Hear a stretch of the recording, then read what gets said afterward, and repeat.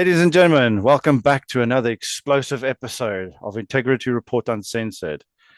I'm your host, David Johnson, and today we're joined once again by brutally honest and sharp-witted Stephan from StephanZA, a man who calls it exactly as it is, no matter whose feathers get ruffled.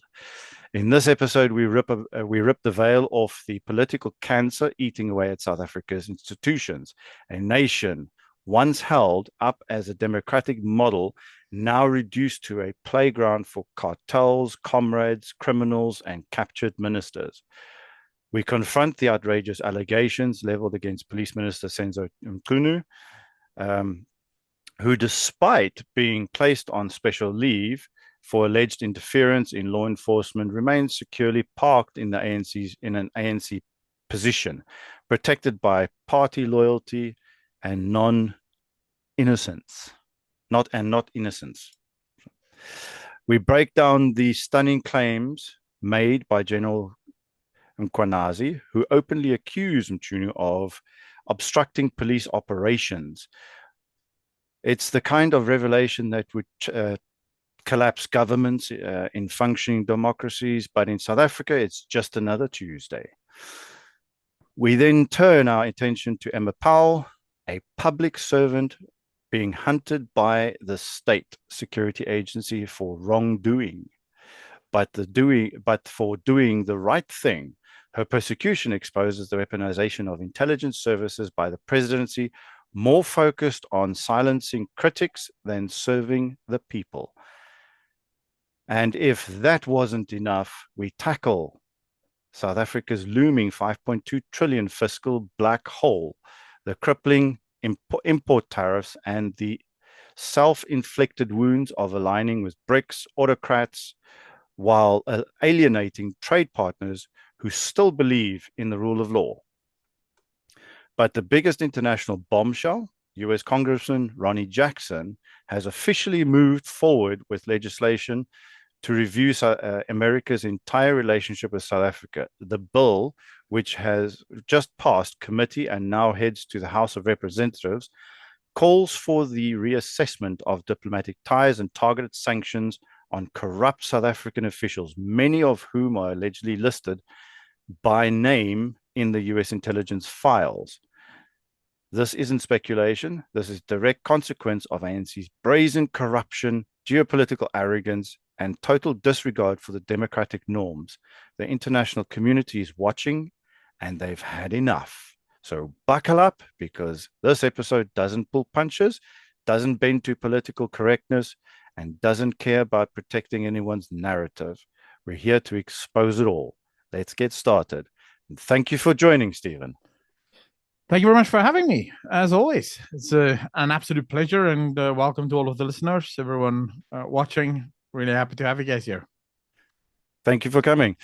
Okay, I think let's firstly start looking at things like the bill, which targets the compromised states under the guise of national security. Is the US now formally reviewing South Africa as a strategic liability, in the sense that do you think that at some point it's within the next, say, 3 months, South Africa could see either targeted sanctions or targeted sanctions and much higher tariffs than what have currently been implemented? Or So I think before we can get to that, we have to just quickly do a bit of a where are we at the moment, because so it just passed the Committee for Foreign Relations, specifically the African desk, right? That committee has now voted on it. Now, it needs to be mentioned, because I watched so many international, specifically American people talking about this, reading articles from places like the Hudson Institute, and just to get a sense of what's phenomenal is how fast this went through committee, because normally bills can take months, if not years, to actually get through committee. The fact that it went through this fast really showed that Ronnie wants this through, and a lot of people agree with him. Now it needs to move to Congress. Now, for that to happen, Ronnie will have to find someone in Congress that's willing to co-sponsor this bill in order to make it move very, very fast. So he's going to maybe have to get someone like Speaker Johnson or any of the other sort of high-ranking officials in Congress. If they can co-sponsor, this bill will move very fast, because all of them basically say the same thing. It's very difficult to get single-line bills through Congress because congressmen have so much work to do and so many bills that need passing. If there's just like one bill that they have to vote on, those things just keep getting pushed back. So we'll have to wait and see. Should that get through, it then goes to the Senate Committee for Foreign Relations. They then look over the bill, make amendments if they think amendments need to be made. If there are amendments, it gets sent back to Congress, where Congress then has to vote on the amended bill, and then gets to Senate, and then it passes. In all of this, if it hits the congressional floor, according to everyone I've watched, it's done. It goes through because the Republicans control both the House and the Senate, and they don't need the Democrats, but even some Democrats will vote on this. So that will happen, but it probably won't be within a few months. It will probably be, I would argue, we're probably going to see it within 6 to 8 months. Now, there is a bit of argument here from people that I've heard that says the International Magnitsky Act gives the President of the United States the power to impose sanctions without the need for Congress to get involved in this. So effectively, all this is doing is it's effectively giving the president a sort of mandate from Congress to start looking at South Africa and start investigating South Africa. But President Trump could absolutely just impose the sanction himself. This would actually just mean that the president would give Congress a report of everything that he found, and then Congress could vote on sanctions. Those are hard now, right? Because that's effectively the game they seem to be playing here. If Trump just puts the sanctions in place, the next president can just remove those sanctions. Right? You can just go, well, okay, never mind, we don't care, and we remove it. If it goes through Congress, the president can't just remove those sanctions. Those sanctions exist until you can get it through Congress to remove the sanctions again. So they seem to be trying to really make this permanent. So yeah, that's sort of the first side of this. I think it's going to take a bit before we get to actual sanctions. Yeah, I heard on one of Chris Wyatt's, Colonel Chris Wyatt's videos that it usually takes quite long, and he says that actually said that because it got pushed through so quickly, that there's a good chance now with Trump trying to get the Congress and Senate time before holidays extended to the end of September. Yeah. So yeah, it's very possible they could push it through. I think this is all part of the MAGA deal. Like, I don't necessarily know yet where we are and what's happening. If I'm looking at American politics, and I do pay quite a lot of attention to American politics as well, even though I don't report on it, but it's sort of this thing: if America sneezes, the world catches a cold. So you kind of have to know what America is doing, right? Exactly. Otherwise, you're in trouble. So I do pay attention to American politics, and I either Trump made a lot of mistakes in the last month or so, the whole Epstein file thing, and there's like a bunch of stuff that just kind of went very wrong, or Trump is playing a much longer game than what anyone sort of realizes. But if you look at the speed with which Trump hit the White House, all of the stuff that they got done, and it doesn't seem to be slowing down, I wouldn't be surprised if this bill, because Ronnie Jackson was actually, very interestingly, he was the physician of Trump during his first term in office. So he knows Trump very, very well. I would not be surprised if this is Trump and the MAGA movement basically going, we need this now. Get this through, and basically getting all of the congressmen and senators to agree this is the most important bill for us. Because from Trump's perspective, he needs to break up BRICS. BRICS is a threat. And I think most of the American governors or senators and congressmen, they understand BRICS is a serious threat to American sovereignty. Not in the way that a lot of South Africans think. right? BRICS isn't a threat in terms of it will destroy America or it will suddenly become more powerful than the West. BRICS is so far away from actually doing that. When you actually look into the economies of BRICS, it is nowhere close. But what it is a threat to is the stability of the world economy.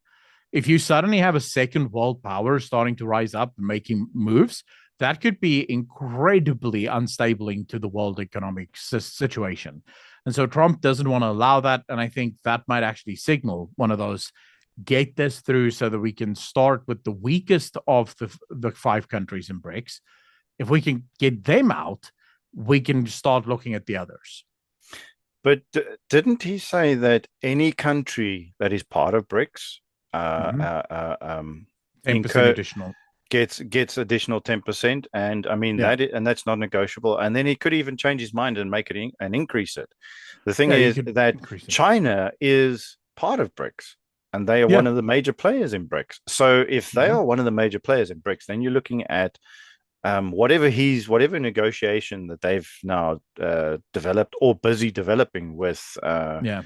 China, that in turn should actually have an additional 10% with Yeah. whatever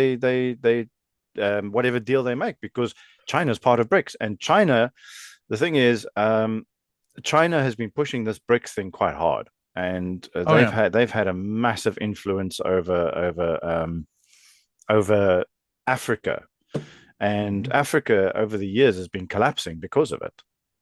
So, but Well, yes, so here's the problem that China faces at the moment. And I don't think the problem with China is Xi Jinping has isolated himself at the top so much by getting rid of basically anyone within the CCP that could challenge him, that he really is now sort of like that lone wolf at the top. And sadly, the problem with governments like that, this is what happened with Stalin's Soviet Russia.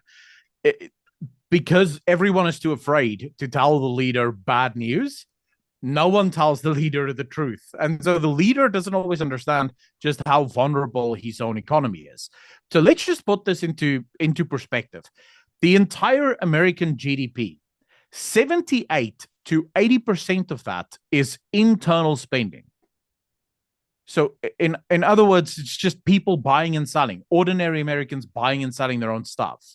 That's 78 to 80%. This means that global trade, if it were to shut down overnight, America's GDP would at most contract by about 20%. Right? That would be bad, and America would struggle for a short while, but America has the expertise, they have the technology, they have the energy to build up those factories, and within 3 to 4 years, they'll be right back on top where they used to be. And they wouldn't even need the rest of the world to do it, really. Especially not since they have a lot of North America and they also have South America in terms of Argentina and a lot of friends on that side. So they would probably be perfectly fine. Now, let's compare that to BRICS and we compare it to China. China's internal, their GDP, between 35 and 40% of their total GDP is reliant on internal spending. China's biggest contributor to GDP is exports. I was specifically. I was actually gonna mention that as well, because isn't China China's a production country? Yeah. They produce, so because their economy is a majority production, they have to export a lot for their GDP to actually go up. Yeah, I mean, the thing with China is if you go back 30 years, China was a fishing village, right? China was like one of the poorest countries in the world 30 years ago. And then, thanks to some very stupid decisions by American presidents who sort of argued, hey, if we make them rich, they'll leave communism and become capitalists, not realizing that that's not how that works, really. But never mind. The thing that saved China and why South Africa can never replicate the Chinese success, no matter how many people dream of the communist revolution for South Africa, is that's over. That will never happen again. The world is moving away from globalization towards nationalization, not in the form of the government nationalizing things, but everything being made inside the nation rather than being gotten from somewhere else. But China's whole economic success story is purely based on the fact that they produce everything everyone else wants to buy. More importantly, most of the stuff that they produce, they don't even own, right? It's factories from American companies that are there that are making those stuff and sending it outward. So when those American companies move back to America, like many of them already are, and China gets slapped with massive sanctions from America as well as from Europe because they're looking into sanctions. Canada's looking into sanctions against China. If those things were to happen, the Chinese economy effectively comes to a complete halt. And this is because of another problem with the Chinese economy, and that is that the vast majority of the Chinese citizenry, roughly 70% of their entire citizenship, all live under the breadline. They are dirt poor. China is not a very rich country if you actually were to go by how much money does every person in the country actually have. So it's a very small minority of people that make really good money, and the rest live in the rural areas. They're not even allowed to come into the cities because they have this weird sort of pass system. So if that were to happen, the whole machine that is China comes crumbling down. This is why Xi Jinping will pound his chest and talk all sorts of smack about Trump, but then we find out he's in negotiations now with Trump to try and get these tariffs as low as possible and to try and smooth things over. And here's where I think a lot of South Africans who support BRICS need to start thinking about certain things. America holds a lot of cards. If America truly wanted to punish South Africa, as it were, it would not take much. We need to ask, how strong do we think China and Russia's loyalty to us is? If Trump were to promise Russia, right, because they're busy with peace deals, and let's say the peace deal with Ukraine goes through, and Trump were to go to Russia and say, hey, we're willing to do a lot of trade with you, but you have to stop trading with South Africa. And he does the same thing with China. Do you think China and Russia is going to put their own national interests sort of above South Africa? No, at this present moment, if you think about it as well, what you've just said there, did you see Russia at the BRICS summit in Brazil? No. Did you see China at the BRICS No, summit Xi in Brazil? Jinping wasn't even there. No, none of the bigwigs were there.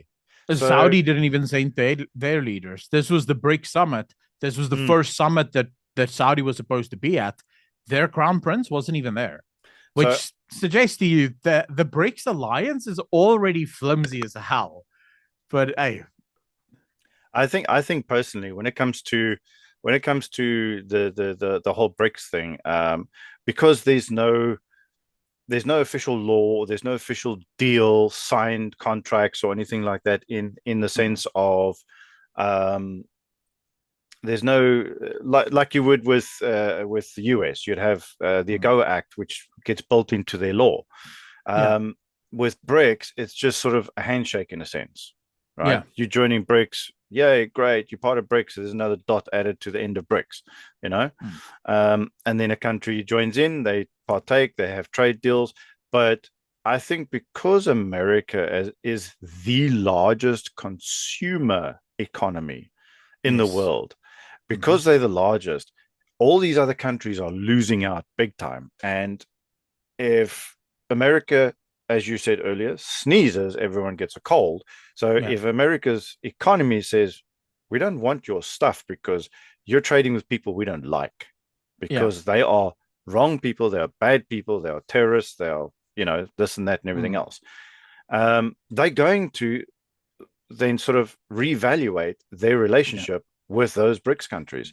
And I oh mean, I yeah, think the whole as you said just now as well, I mean, it's basically in a sense falling apart because mm, I think the whole Brazil summit is in essence a sort of a forewarning to what's going to happen to BRICS, basically. yeah. Oh yeah, I don't. The big problem with BRICS is, and this has been said for many years now, and I just want to say the whole thing of China and Russia might actually turn their backs on South Africa is actually from one of my subscribers who said that in a comment to one of my videos, and I was like, oh wow, that's actually possible, right? But I will just say the big problem with BRICS is none of these nations share in any way, shape, or form a broader ideology, right? They're not really economic partners, not in any real sense. They're not really business partners. They're not really military partners. They have very different government styles, very different government ideals. They don't share the same concepts. For example, in the West, the concept of freedom, democracy, capitalism. None of these countries really share it. I know people like to call Russia a communist country, but Russia isn't a communist country, right? It is mostly a capitalist country because there's a lot of freedom and a lot of free markets. Yeah, they're invading Ukraine now, but that doesn't change that internally they're not really a communist country.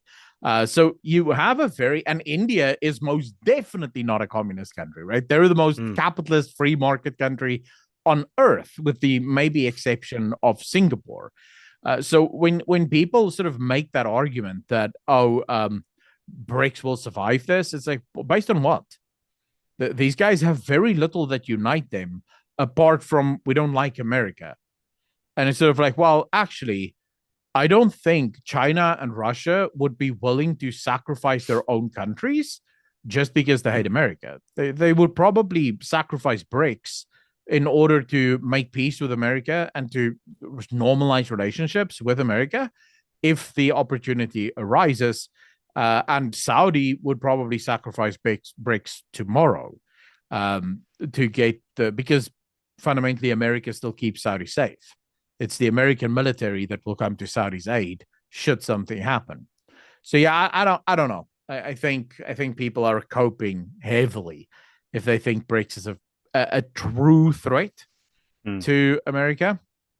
Well, I mean, in a sense, that sort of brings us to the next question. I mean, how should ordinary South Africans actually interpret this? Is our government dragging the nation into a global isolation through ideological alliances that benefit the elite but not the people? And I'd say yes, because one, it's literally only about 120 of them that are actually getting rich, while the rest of the supposed poor people that they purport to be championing are all the ones that are poor.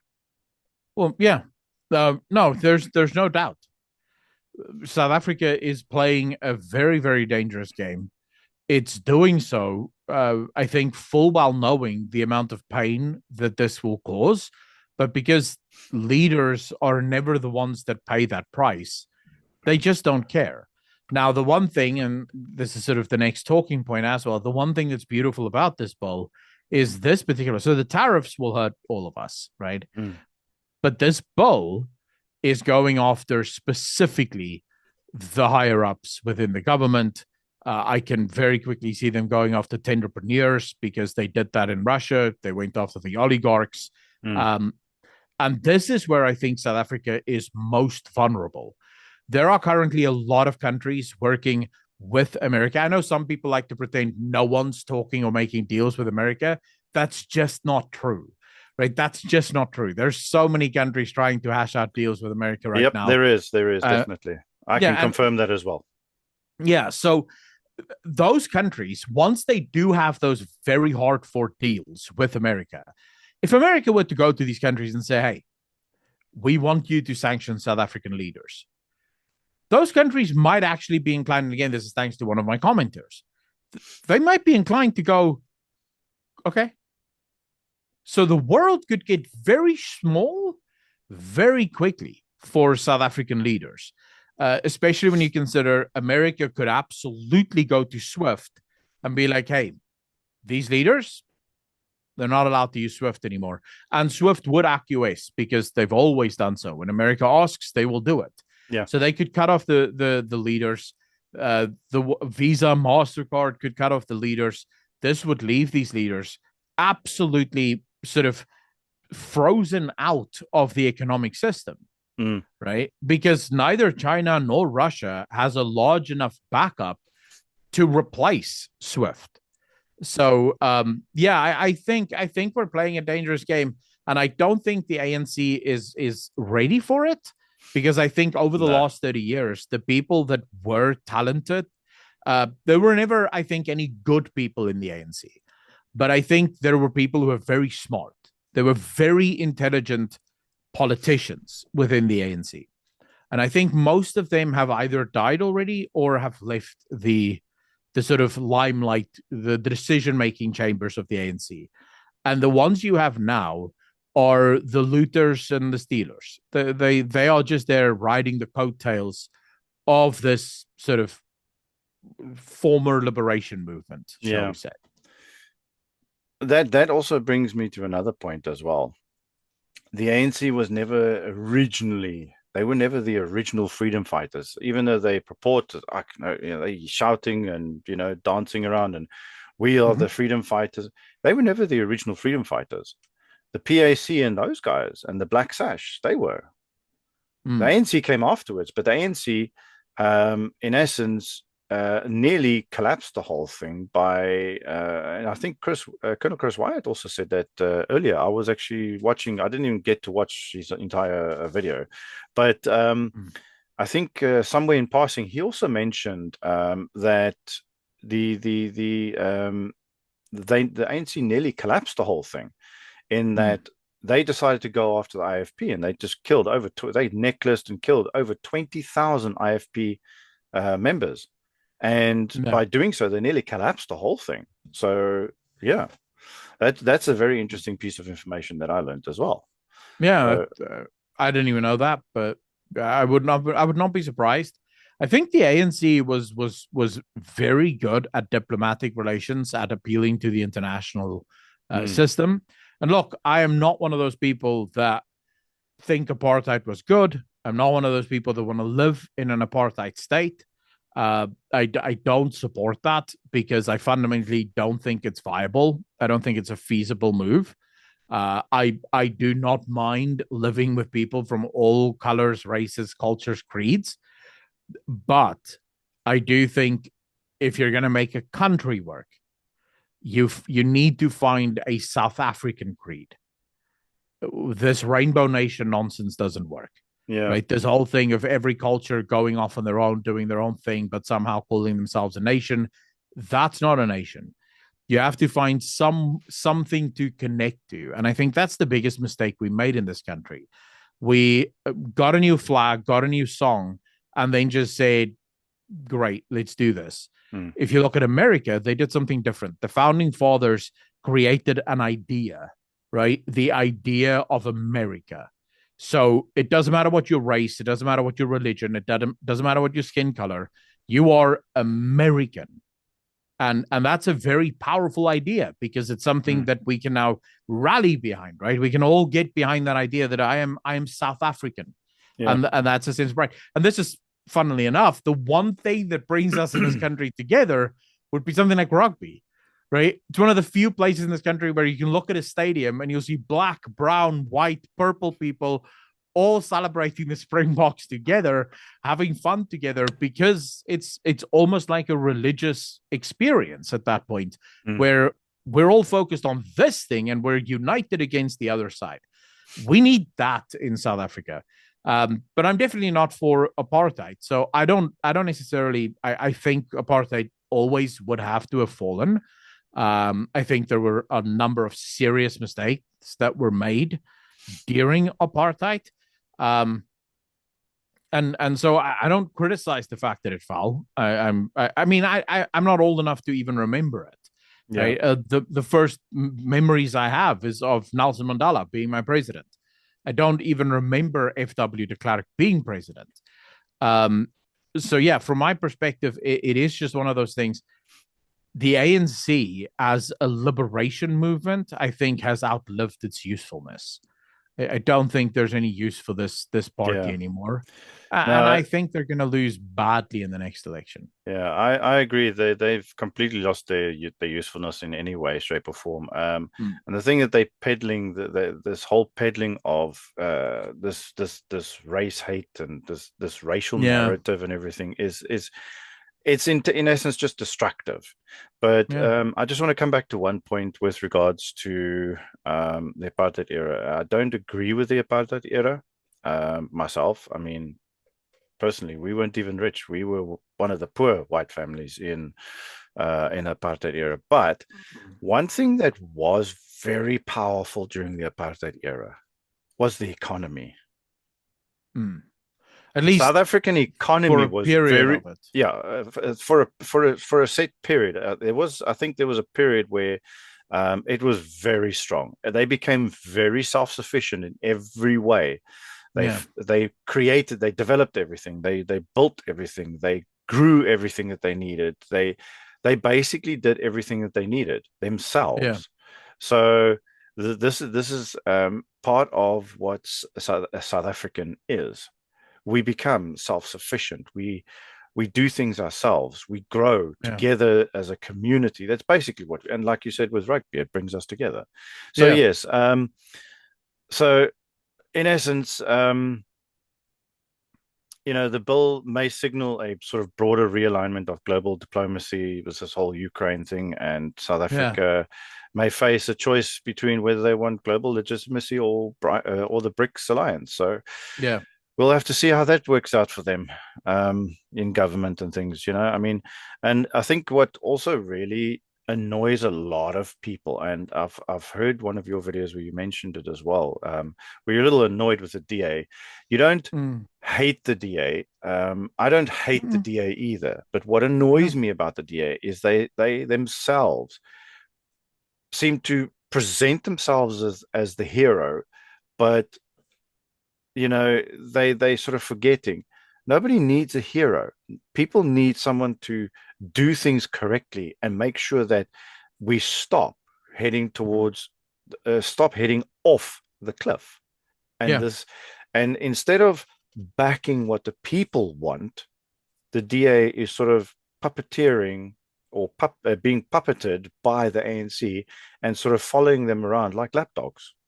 yeah, And it is just crazy. I was shocked when, when they said, oh no, no, but the NHI, the EWC, and all that kind of stuff was voted for in the previous administration. Then I thought to myself, but hold on a minute, you ran on these things for your election campaign yeah, that you would fight against it. So how is it that you run on this, but you said it happened in the previous administration? It doesn't make sense to me.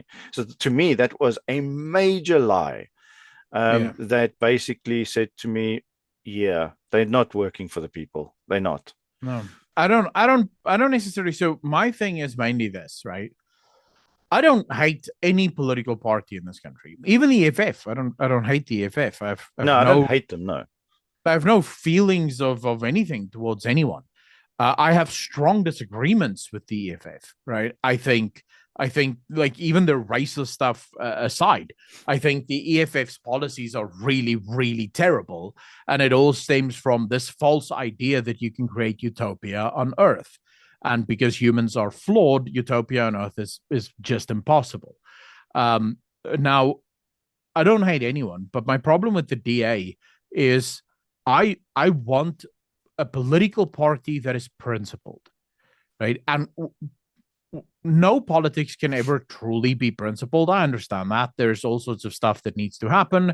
Sometimes you have to make sort of compromises happen because, this is just how it stands. But here's the thing, don't make promises if you know you're not going to stick to them. So Okay. don't 3 weeks ago stand on that podium and say that we will not support a single budget vote for any corrupt minister of the cabinet.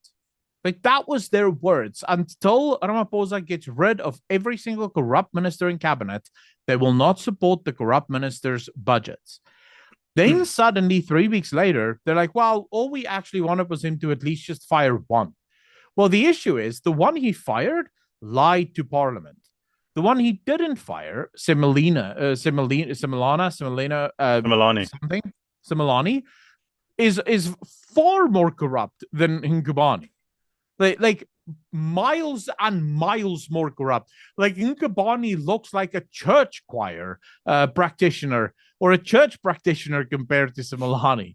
Right, Similani is like embroiled in so many corrupt scandals, Yeah. and the DA is like, well, we just wanted him to show that he's serious about taking on corruption. It's like, well, Mm. okay, that. if he fired Similani, that would have been him being serious about corruption. This is just him sort of going, well, I'll throw you a bone, and she's probably going to land on her feet in some other position of power at some point. And that's Exactly. the thing. That's the thing that annoys me is that the DA appears to be a party that isn't fighting for the people of South Africa, even though they want the people of South Africa to believe that they're fighting for the people of South Africa. But to be Yeah. fair, they're not the only ones, right? Um, Bossa and Action SA were also pounding their chest after the VAT increase was scrapped, saying, see, we're the ones who made that happen. And it's like, no, you weren't. It was the EFF and the DA that took the ANC to court. And the Yep. ANC eventually said, well, we're not going to fight a court case over this. Fine, we'll let it go.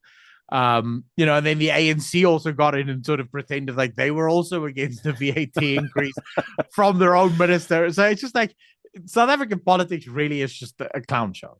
I'd completely agree with that because I tell you, watching Parliament I've watched so many parliamentary sessions, um, where they're busy debating and then they're arguing and then they're yelling at each other and then they're screaming and then it's point of orders this and point of order that, and it's a Yeah. constant um interruption. It is an Yeah. absolute clown show. It really is. It's a circus.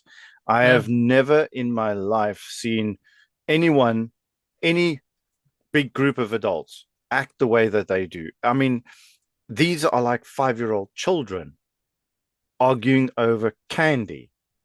It is just ludicrous. I don't get how that how this parliament actually gets anything done.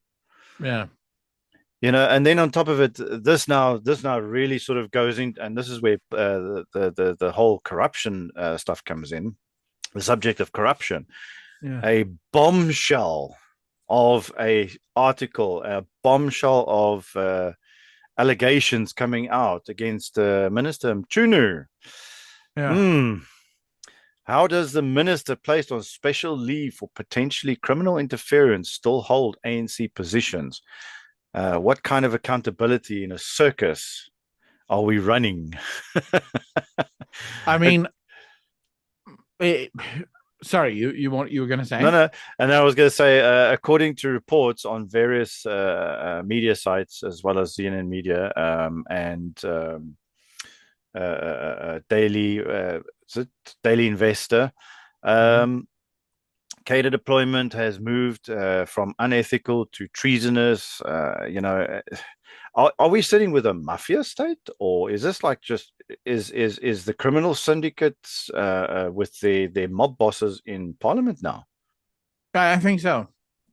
I mean, to answer the question, there's not much that we can say at the moment on this because we're getting an inquiry into. I mean, it's such a farce. Another Uh, inquiry. yeah, you have Machunu or however you want to pronounce his name. Yeah. You have him on special leave now, which for those of you that might not understand, special leave means you keep all of the perks, keep the house, keep the cars, keep everything, keep the salary. You no longer have to work, right? You can now just relax and chill. That's what special leave means. So he's on special leave now. Taxpayers are paying for him. This is fun. And then we have this Faraz Kachalia coming in. That's now going to be the new police minister, but he's now being challenged in court because the EFF and the MK doesn't think he should be the police minister. Um, Fundamentally, I think the one truth is that South Africa has always been, shall we say, corrupt state, right? It's always been a criminal state. Criminality is how the ANC funded their terrorist campaigns during the apartheid era, and that just never stopped. Right? Yeah. They just continued their criminal ways. It just went way bigger, right? Because now they were able to steal legally, and I think there's going to be a lot more that's uncovered in the next few years. I think a lot more is going to come out. I would not be surprised if more civil servants and police officers start coming forward and sort of blowing the whistle on the corruption that is happening within this country, the incredible levels of criminal interference into government departments, uh, I know for a fact that that is going to happen. Mm. Right. The question is just when. Yeah, that is absolutely crazy. But yeah, excuse me. Also, now we've got criminal syndicates influencing plenty of members of parliament as well. I Mm-hmm. mean, as I said, General Mkwanazi blew the lid off this whole Yeah. debacle. Um, you know, and personally, I think he should be protected in every way, shape, or form. Mm. I know he's also said that he can look after himself. I know Yeah. he did make that public statement and everything, but honestly, he's the one person who has quite a lot of evidence. Yeah. And if he disappears, that evidence disappears with him. So he should be protected. Oh yeah. And we know that with the police being that corrupted right up to the top, Mm. how can we trust that the police will look after him? Or, I mean, I've actually this is the reason why I say this is because I've actually seen a video, and it's quite gruesome. So I'll probably send it to you privately. Mm-hmm. Um, it's quite gruesome. Where you may even have seen it. There was a police shootout Mm-hmm.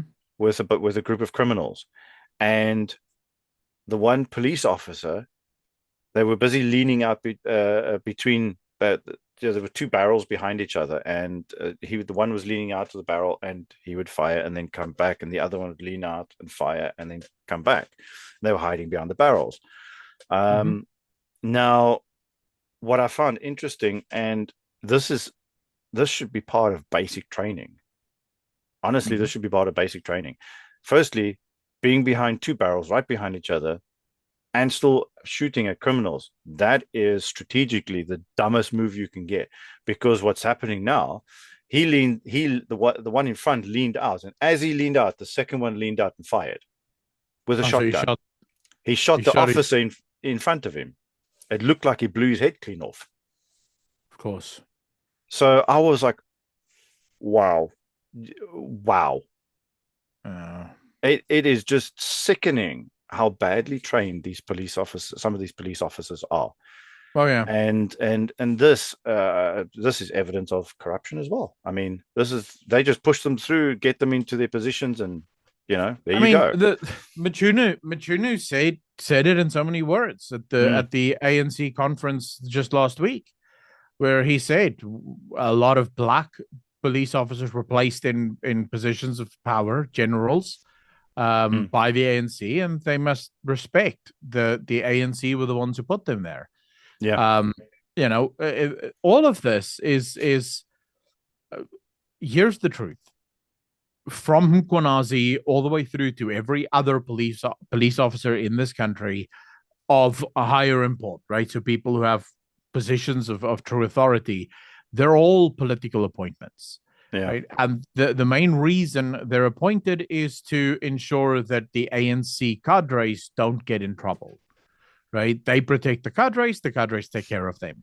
Mkwanazi is just part of a different faction to Mchunu. And mm, so when Mchunu wanted to do, certain things, Mkwanazi's faction didn't like, and so they're now getting rid of Mchunu because they obviously have the dirt on him. But I guarantee you, there's just as much dirt on everyone else there.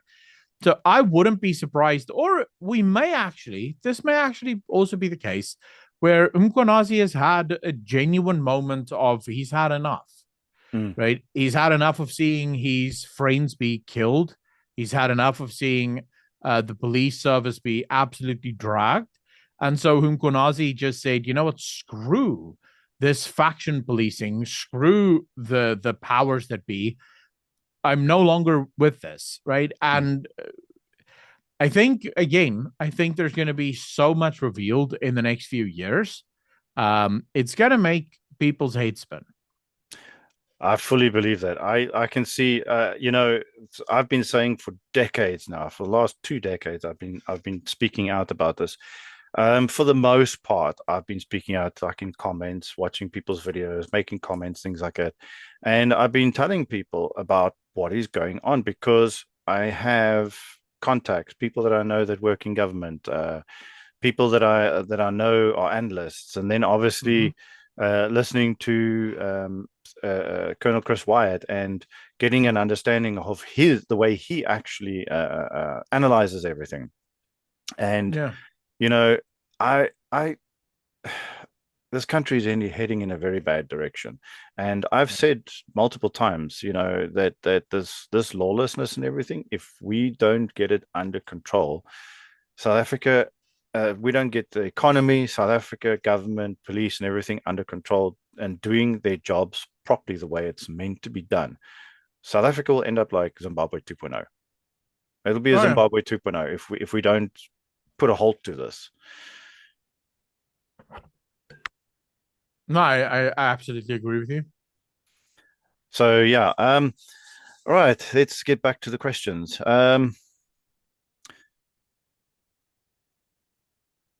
I think that pretty much covers that section. Speaking on the corruption, Mm-hmm. one thing that I did find very interesting, and this comes right back to the DA now, with regards to Emma Powell.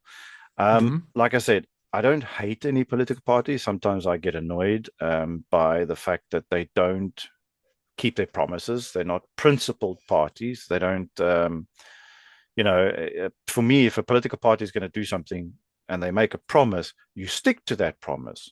If you're Yeah. going to, um, if you're going to target corruption, you do it. Yeah. Finished. Oh Don't yeah. don't don't don't dance circles around. And this is something that annoys me about the DA is they tend to dance circles around the questions. They do not directly answer the questions, and they Mm. don't directly perform the tasks that they said they're going to. Yeah. When they make a promise, they dance around the promise. They dance around what needs to be done, and they do something on the side and come back. Oh, we're the heroes. We did this, and Yeah. that to me, it just doesn't work. I mean, let's just look for a little bit of background on Emma Powell. I mean, she's a DA MP. She went with Whitfield to America. I Mm-hmm. think it was Whitfield she went to America with. Yeah. And she's also a DA MP that's been a vocal critic against ANC intelligence abuses, is allegedly being investigated by the SSA for vague national security concerns. Yeah. Um, this appears to be a retaliatory thing. I would very much agree that this is Mm. retaliatory. Exposure of illegal intelligence activities and state surveillance of journalists, civil society, and opposition figures. Now, this is something we know authoritarianism does. Yeah. It is. I mean, Russia does it. China does Oh it. yeah. It's um, now the thing comes here is when a parliamentarian is investigated by the state security agency for asking uncomfortable questions, are we not staring straight down into the abyss of authoritarianism? Well, yeah. Um, I've been warning about this for a while. When a corrupt, evil, criminal empire has its back against the wall, when the walls are closing in, Mm, as it is for the ANC. I mean, they're not stupid, right? They can see that things aren't working. People are no longer voting for them. People are no longer supporting them. They're not stupid. They understand this. When that happens, authoritarianism is the only other option. Because think about this from the perspective of the ANC. What happens if the DA wins the election in 2029 with, say, a coalition government, right? So let's just imagine they get a coalition going. They manage to go up to 40% of the vote and they get all of these smaller parties to join a coalition. There will be a mandate from the people for the corrupt that has destroyed this country for the last 30 years to be arrested. Every single ANC cadre will be arrested. They won't allow that. They can't allow that. So the idea that you lose an election after being this corrupt, it's insanity, right? Like Mm, no sane person will allow that to happen to themselves. And this is where we are. The ANC knows that they cannot afford to lose an election. And so what they'll do is they'll just become authoritarians, because that's the next step, right? So yeah. by hook or by crook, they will rule this country. This actually sort of goes directly into in line with I was actually speaking to someone the other day, and they said to me, or they said to me that they read in a comment on WhatsApp, but obviously they'd had discussions with this guy, and one of his new customers is an ex-ANC member. And according Mm-hmm. to this ex-ANC member, he's now obviously alleged. We can't actually confirm it other than the conversation that was being held.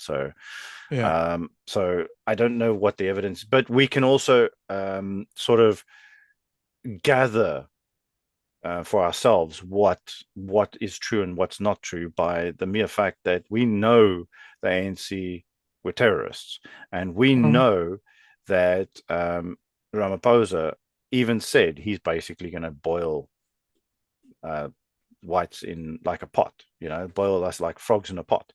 But what he said was rather chilling, because he turned around and said that this is one of the reasons why he left the ANC, because he's not interested in terrorism. He's not interested in violence.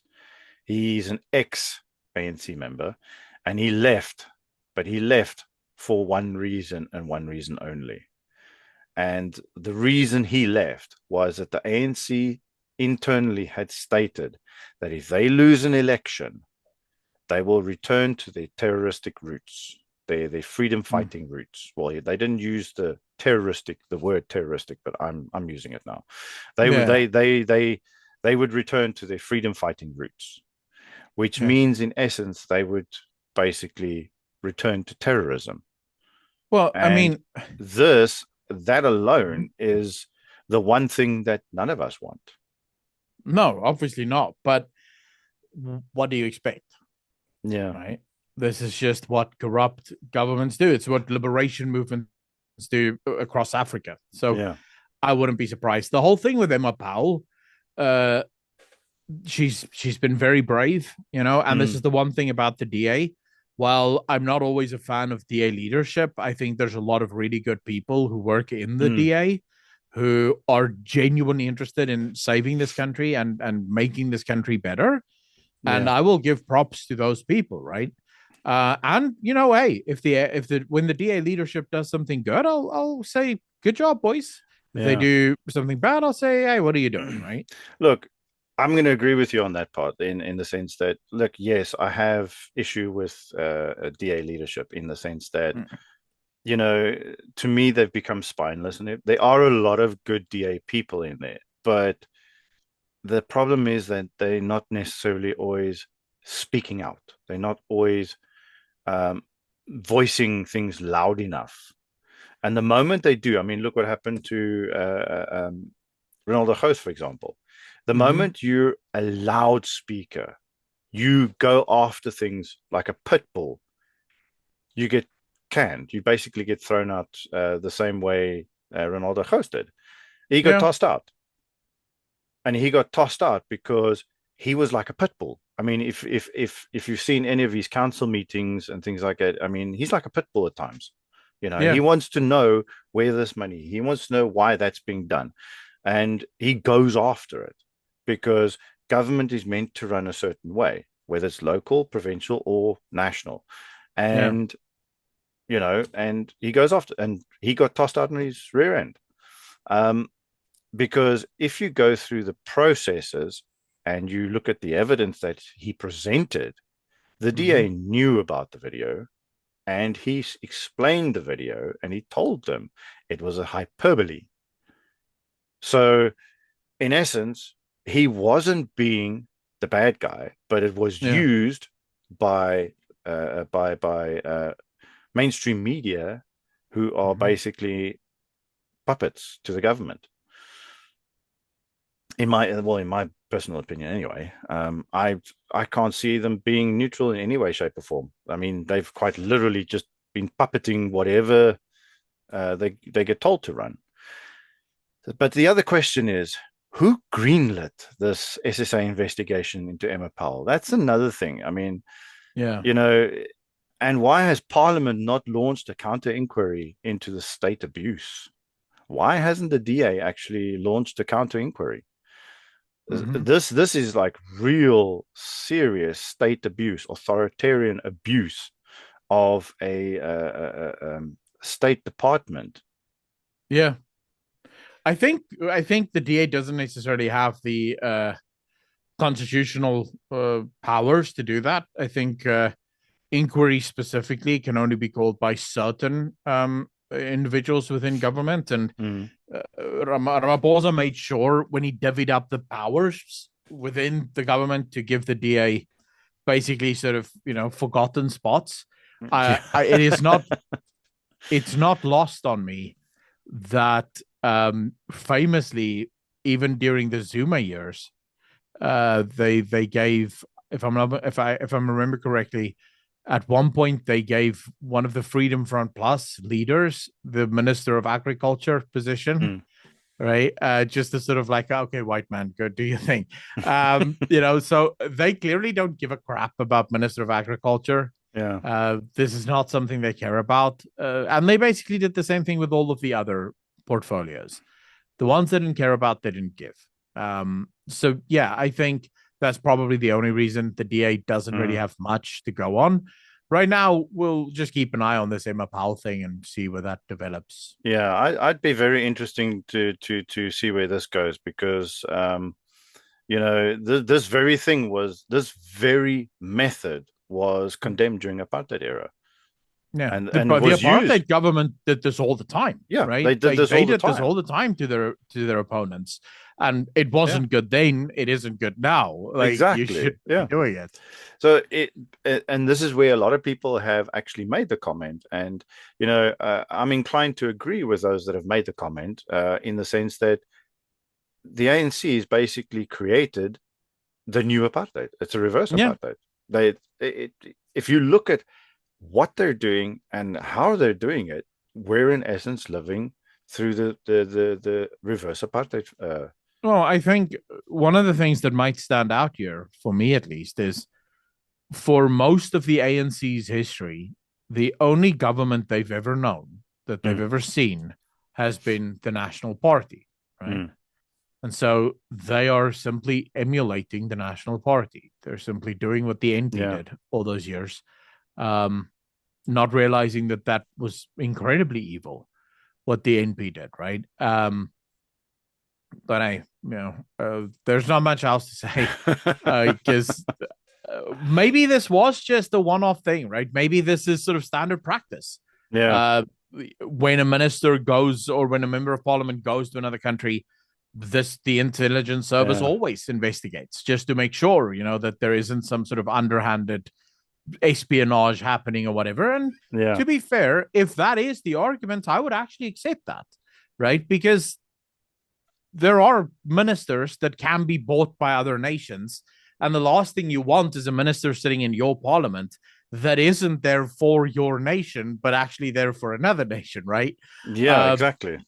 so maybe this was just an ordinary run of the mill. They went to America, and intelligence services was always going to investigate everyone that went to America.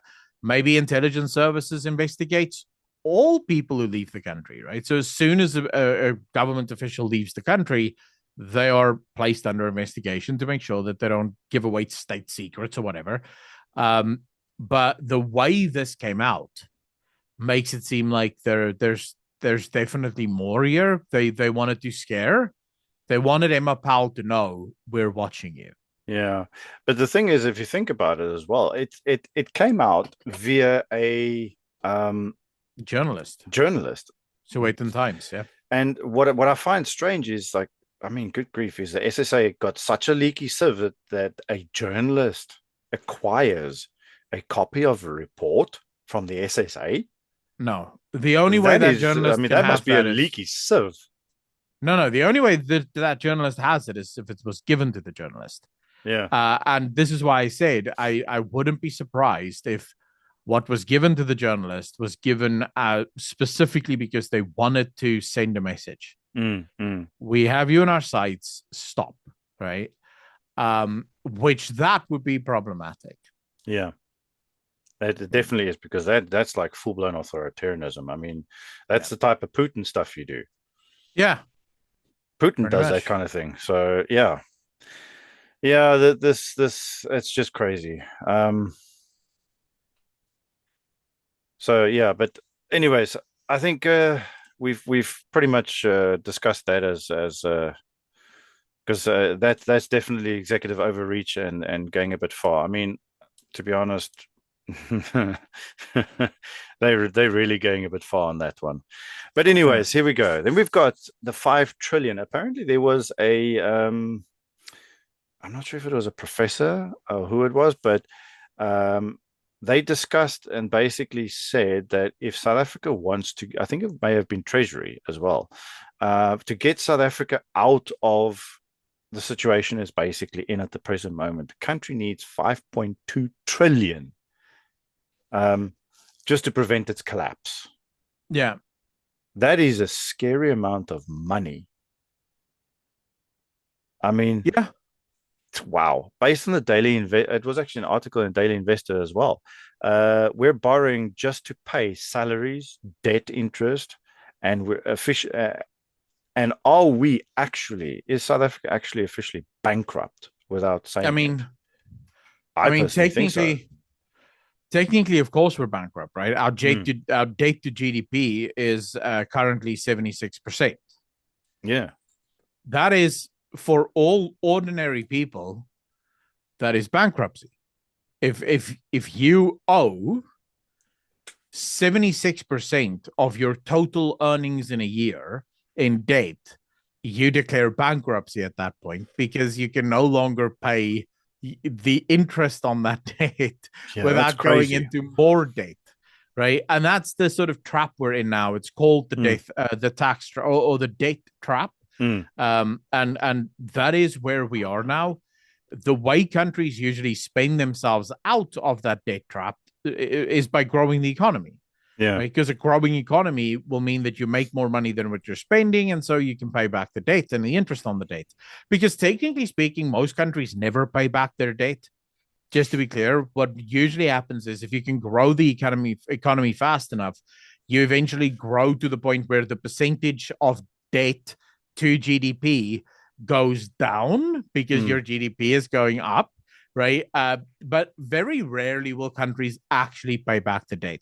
America did it under Bill Clinton, where they famously managed to take the American deficit to a, a positive, actually, right? So mm, there was an excess of 5 billion or 5 trillion, no, 5 billion US dollars, I mm. think, that it was in surplus.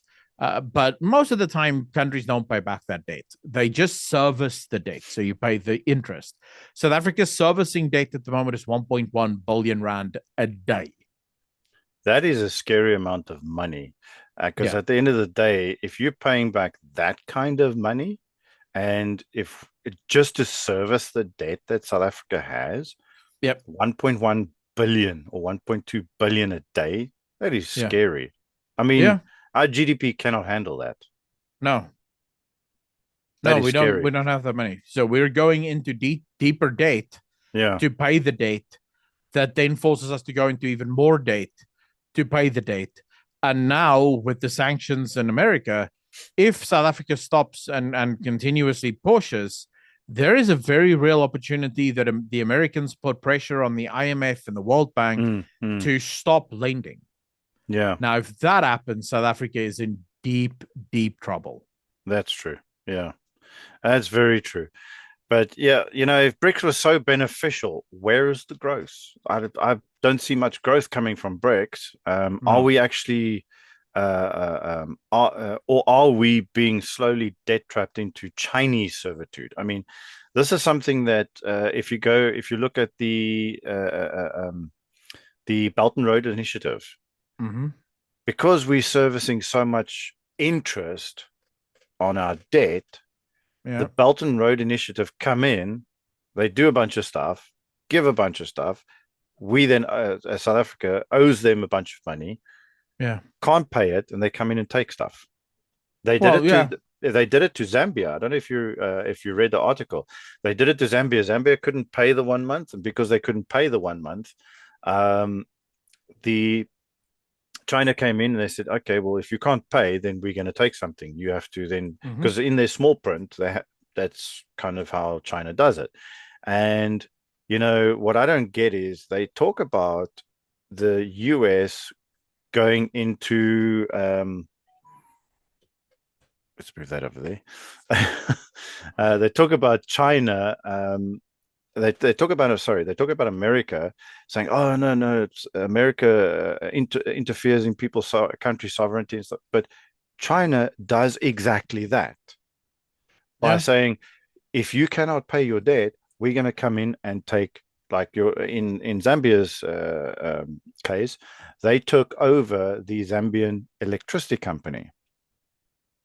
China took that Yeah. over. So the national electricity company was taken over by China. And well, yeah. So that is a direct interference in national sovereignty of a country. Yeah. I mean, I personally would not be surprised. China is only out for themselves. That's And I very much agree. I think a lot of people don't understand that. The Chinese do not care about South Africa or about any other country. They care about China. Yeah, very So we'll much see. agree on that one. It is scary, and I think at the end of the day, the a lot of the propaganda also coming out is what's help. A lot of it is actually spewing out of China in the sense that it is Mm, helping them get what they need, and yeah. just talking about China and the Belt and Road Initiative, I remember I spoke to you the other day about a strategy that China is using. Now, if you think about the East Coast ports that China Mm-hmm. has been building, if you look at this their strategic placement, like from the UAE all the way down, and you look at their strategic placement and everything. Yeah. For example, the UAE one, they've got a Chinese base that is literally a couple of miles to, I think it's Mm-hmm. something like 3 miles from 3 to 5 miles from the American base, Mm-hmm. American and UK bases. Then you've got basically going down the East Coast, they've got a couple of other bases. And as they start going around, they've now starting to gain influence in the Indian Ocean area with Mm-hmm. this whole having their bases that side and everything. And now they're starting to move down South Africa. There's heavy influence pushing in there. Then you start moving up towards the west coast, Guinea, New Guinea, up. They've got a couple of. They want new bases there, but they've already got a couple of bases up. I think up in Nigeria and those areas.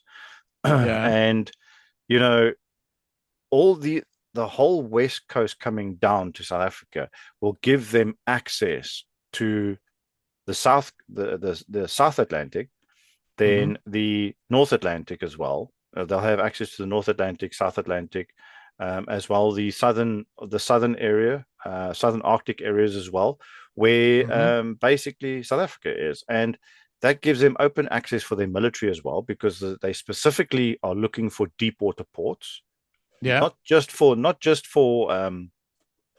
their commercial shipping, but for their actual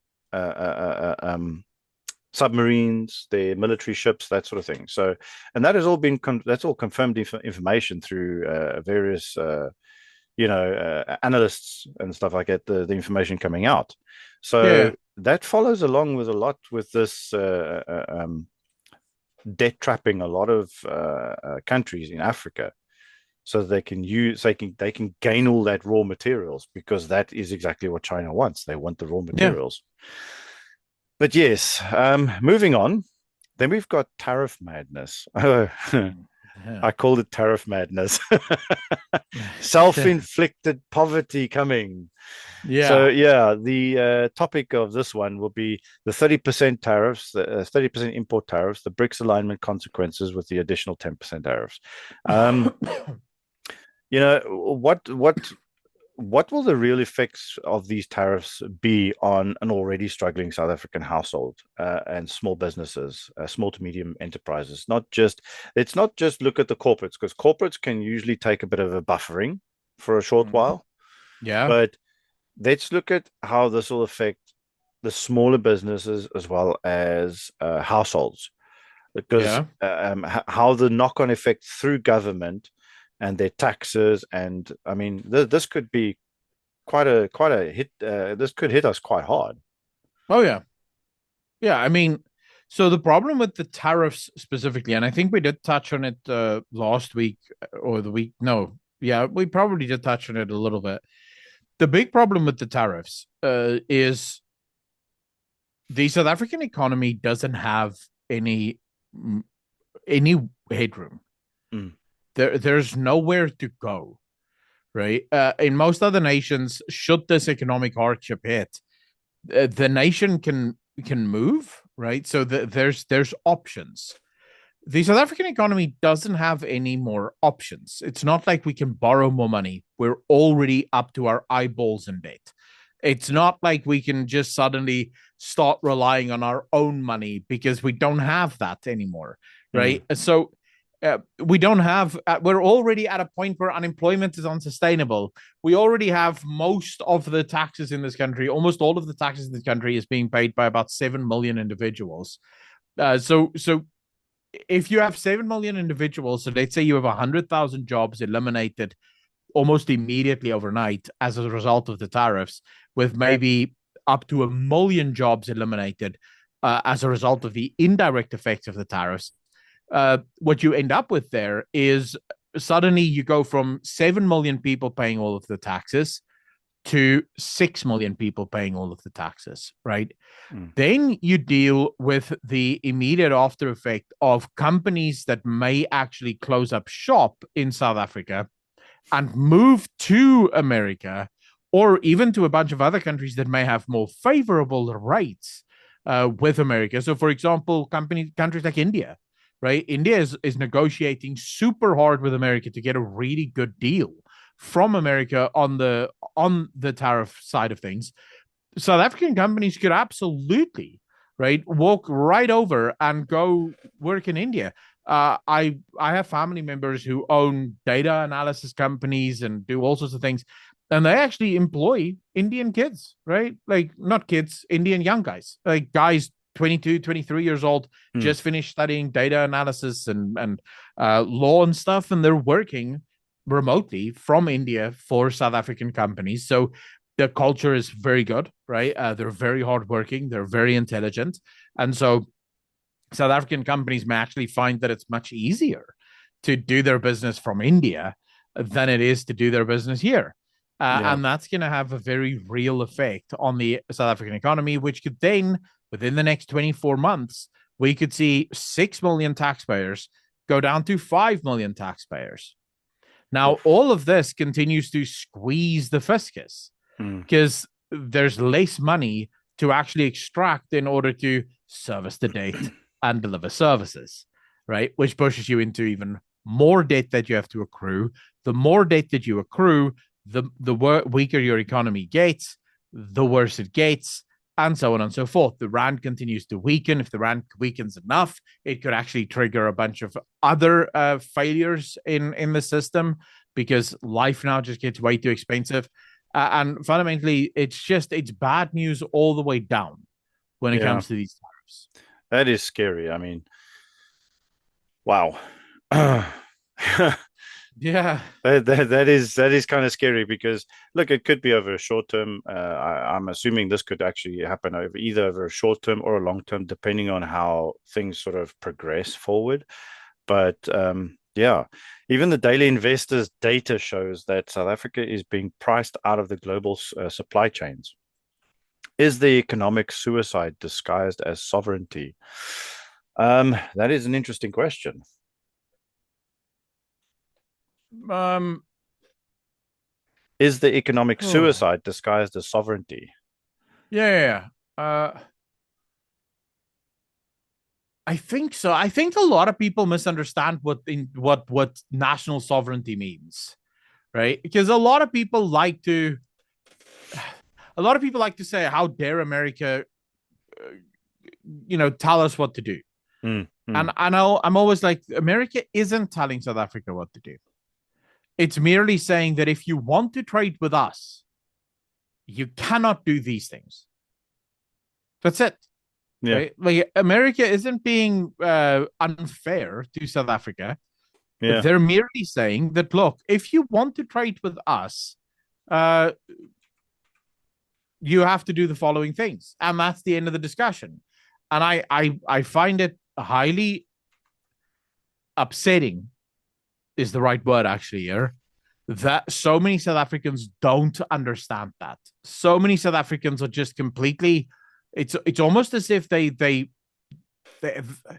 they can't imagine that another yeah, country might actually say, "Boys, the hell are you guys doing?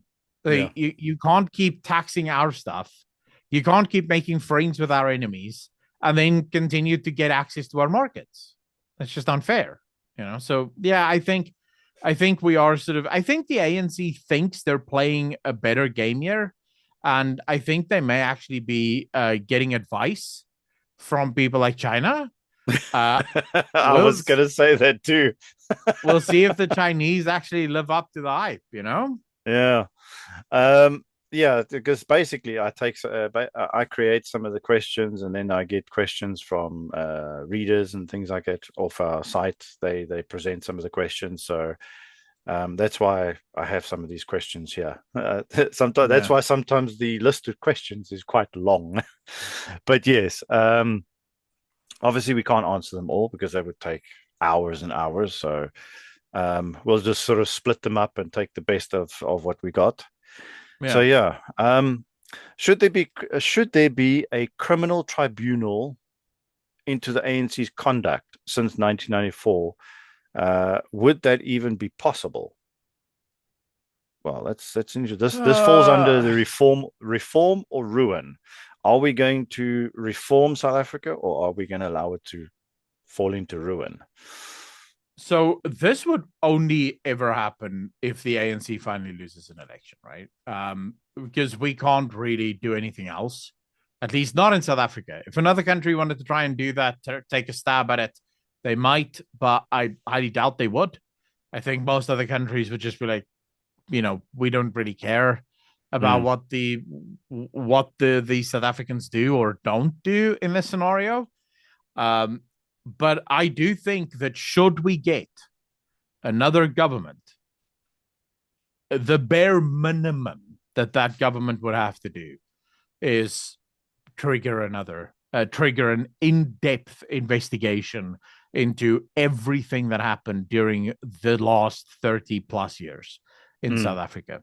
That's the bare minimum. We need that. I think South Africans need that because I think there's a lot of South Africans that are asking themselves the same question, yeah. like, what the hell is going on? Right? What the hell are we doing here? Mm, Um, and I see it across the board. You know how many people in this country uh, sort of want to blame voters, right, for the mistakes of this ANC, not necessarily realizing that most people don't spend all of their time online, right? mm, And mm, so when Cyril Ramaphosa promised this country that he will be the one to save it, right? He will be the one to save it. Voters probably listened to that and said, okay, you have your opportunity, let's go. But what a lot of people don't understand is they already punished the ANC in 2024 mm. when they said, well, you clearly lied, right? And we're just not going to go with that. Now, the question here would be how much did they actually punish the ANC? Because, um, well, if you put the MK, the EFF, and the ANC votes together, they're well over two-thirds majority Mm. in this country. And I see all three of those parties, or both the MK and the EFF, basically just as parking spots from the ANC. It's sort of Mm, like a weekend retreat from the ANC when when the ANC isn't being sort of radical enough for you, mm, you go to the EFF, you go to the ANC. But then in that, I also have a lot of grace and a lot of understanding for young people. We live in a country, and maybe one day we can get into this. Uh, we live in a country where conservatives would like to say, well, capitalism is the greatest system in the world, right? mm, And then you ask yourself, okay, imagine you're a young person in South Africa, 18 years old. Your unemployment is over 60%, mm. right? The chances of you finding a job is near zero. Even if you find a job, you won't buy a house with that salary, and you won't buy a car with that salary. You'll be lucky if you're able to afford rent in most of the big cities in South Africa on that starting salary. Yeah. And then you ask yourself, okay, is capitalism the greatest system in the world for this young person? And the answer is no, obviously not. For this young person, it's death. The problem is this young person doesn't understand that where he lives is not capitalist, right? Um, it is a system of corporatism. It is a system of sort of marginal capitalism, right? Yeah. Which is a whole different. We're gonna have to get into the different economic schools and classic Oh, economics we and can stuff. do that. We can do that. We can definitely But do that. yeah, but it is. We need a different system. Yeah. This is the one thing I agree with the EFF on. South Africa does need a different system. Yeah. The system can just not be socialism, because the system we currently have is socialism and it's not working. Right. But we It- definitely need a different system. I think at the end of the day, something like capitalism works, but to a point. Mm-hmm. It only works to a point. And you can make it work for everyone, but you've got to change certain parts of it. It has to function differently. For I mean, for example, like you mentioned with a teenager Yeah. finishes school, goes to study, comes out, and starts working. But the first Mm-hmm. salary he's earning, he can't really afford to do anything with it because he can't afford to buy a car, he can't afford to buy a house. Yeah. Um, and in most instances, the way I grew up, going through my working career, I Mm-hmm. had to actually work, go starting at the bottom. For in my instance, IT was my is my field of specialization. Okay. There's multiple fields within IT. Mine is uh, mine is a sort of multi-layer, but mine is also combined with psychology. Okay. So I've also started a thesis for um, a new degree. All right. So speaking about basically, I'll speak to you about that just now. But anyways, the whole thing is when you go from the lower levels, you have to work your way up, and you stepping up the step ladder of the Mm-hmm. corporate world. But that takes years. It takes a lot of Oh experience. yeah. So in the beginning, when they don't have that ability, yes, that is where we should consider how are we going to help the youth in those positions, those lower level positions that can't afford anything? How are we Yeah. going to help? See, we Mm-hmm. can't say we're going to help as parents and they live with us for another 10 years after they're supposed to have left. And, that doesn't necessarily always work. No. The whole idea is you parent, you teach them, they grow up, they Mm-hmm. get educated, and they leave. Then they then have their own flats, their own place to live, and all that kind of stuff, and then they go and work. Yeah. Now, this is where I'm going to agree with you in the sense that starting from that lower rung, step by step, until they're up till a certain level, they can't Mm-hmm. afford to buy a car. They can't afford to buy a house.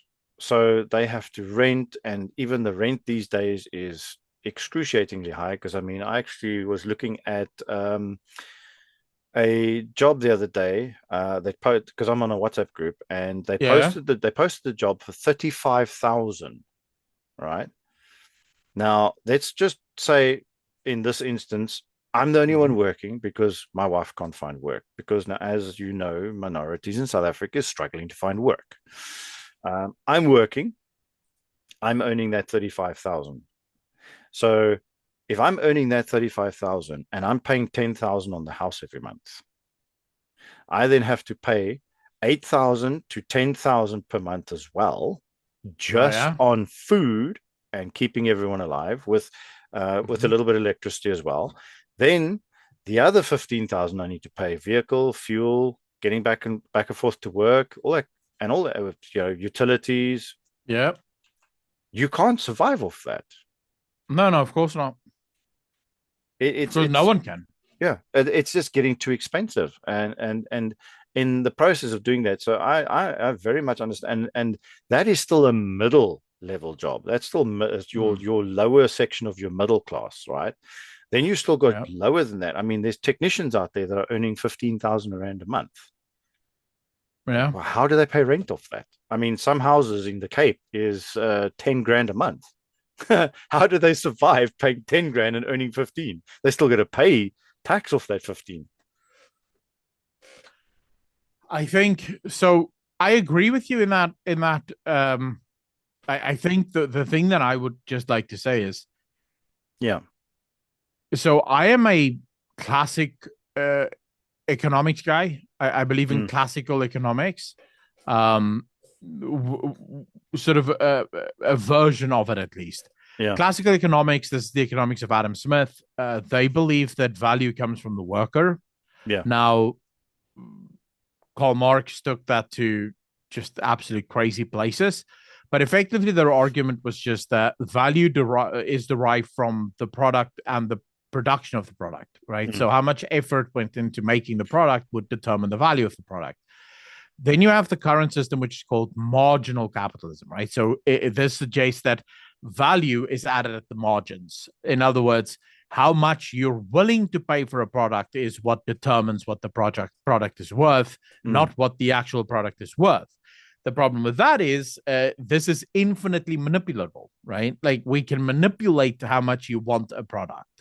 So we can inflate the price of a product if we so choose. And this is, I think, where everything is going wrong in this country.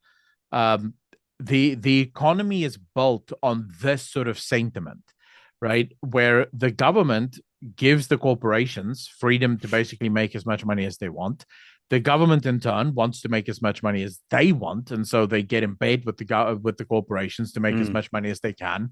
And at the end of the day, it's the little man on the street, the poor person, that suffers all of the consequences. mm. And until that changes, we are just continuously going to be screwed, Yeah. so to speak. Well, I mean, there's one thing that is if there, I'm not sure if it fits in with the economics that you mentioned, but if there's one thing that I've noticed, and this is something that I've seen a lot, um, Mm-hmm. when people or staff make themselves invaluable to have around, um, Yeah. they tend to move on to the next company, and then the company that they're working for don't try to keep them; they just let them go.